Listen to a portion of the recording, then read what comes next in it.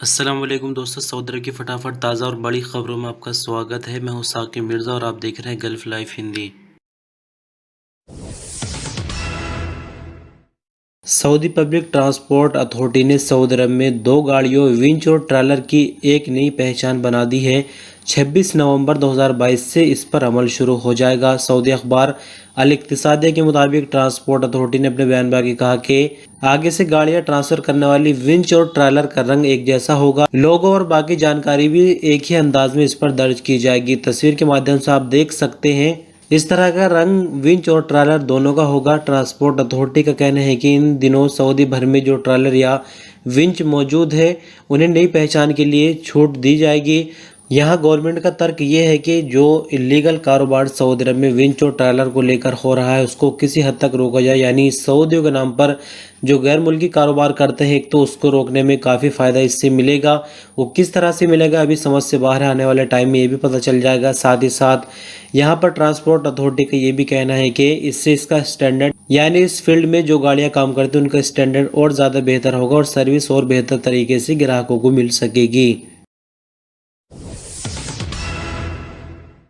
Saudi अरब के passport और immigration department जवाज़ात से एक शख्स ने सवाल किया कि पासपोर्ट में सिर्फ 3 महीने बाकी है, क्या इकामा ऐसे में रिन्यू हो सकता है।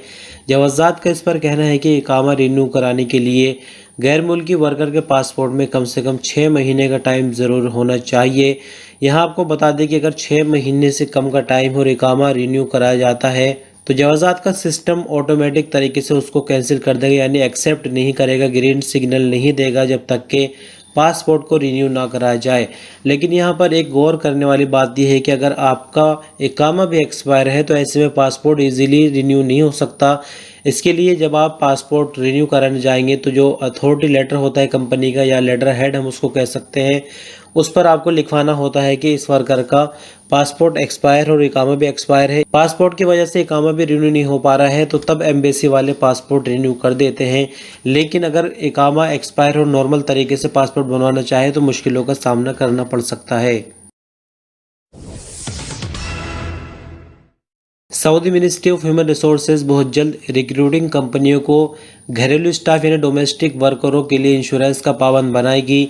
सऊदी अखबार उक्कास के मुताबिक इंश्योरेंस के नियम तैयार किए जा रहे हैं। ये काम पूरा होते ही इन पर अमल शुरू हो जाएगा। सूत्रों के मुताबिक पता ये चला कि वर्कर की मौत हो जाने या फरार, जैसे कि हुरूब लगा देते हैं, वर्कर भाग जाता है, ड्यूटी न आने या लापता हो जाने पर भी इंश्योरेंस कंपनी पैकेज के तहत जिम्मेदार होगी। और अगर वर्कर की मौत हो जाती है उसका जो खर्च वगैरह होता है वो भी इंश्योरेंस कंपनी ही अदा करेगी।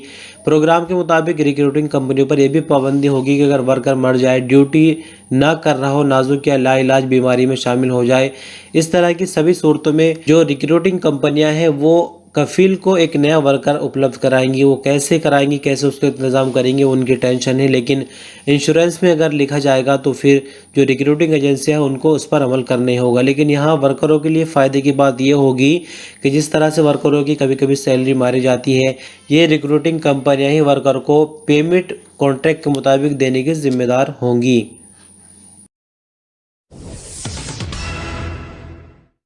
इस साल नए उम्रा सीजन में समुद्री और हवाई रास्तों से 4 अक्टूबर 2022 तक तकरीबन 12 लाख से ज़्यादा उम्रा ज़ायरीन सऊदी अरब पहुँच चुके हैं।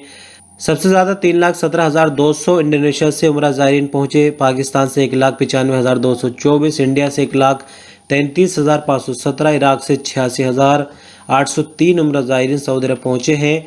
सऊदी अखबार अल वतन के मुताबिक सऊदी मिनिस्टर ऑफ हज उमरा का कहना है कि सभी उमरा कंपनियों को यह हिदायत की गई है कि हाजियों के साथ अच्छा बर्ताव करें और बेहतर सर्विसेज उनको दे, किसी तरह की कोई शिकायत सुनने में ना मिले। नए उमरा सीजन में अब तक हवाई रास्ते से 8,80,929, ज़मीनी रास्तों से 89,521 और समुद्री रास्ते से 297 उमरा ज़ायरीन पहुँचे हैं। सऊदी अरब में मक्का मुकर्रमा रॉयल कमीशन के तहत मक्का बस रोड का आखिरी ट्रायल पीरियड भी ख़त्म हो चुका है। आखिरी मरहले में मस्जिदुल हराम के चारों तरफ के इलाके को मक्का मुकर्रमा के कई और जगहों से जोड़ने के लिए रोड 3, 10 और 11 बनाया गया था। अल इक्तिसादी अखबार के मुताबिक अल शोहदा, अल काकिया और जारान जैसी खास जगहों को नए रूट से जोड़ा गया है। मक्का बस सर्विस के 12 रूट पर 200 बस स्टैंड है। 2 तरह की 200 बसें इन रूट्स पर चलाई जा रही हैं। ये बस सर्विस 24 घंटे उपलब्ध होगी। 550 ड्राइवर इसके लिए तैनात हैं। तो बहुत शुक्रिया वीडियो पर अंत तक बने रहे। कुछ ज़रूरी खबरें सऊदी अरब के हवाले से थी। अल्लाह हाफिज़।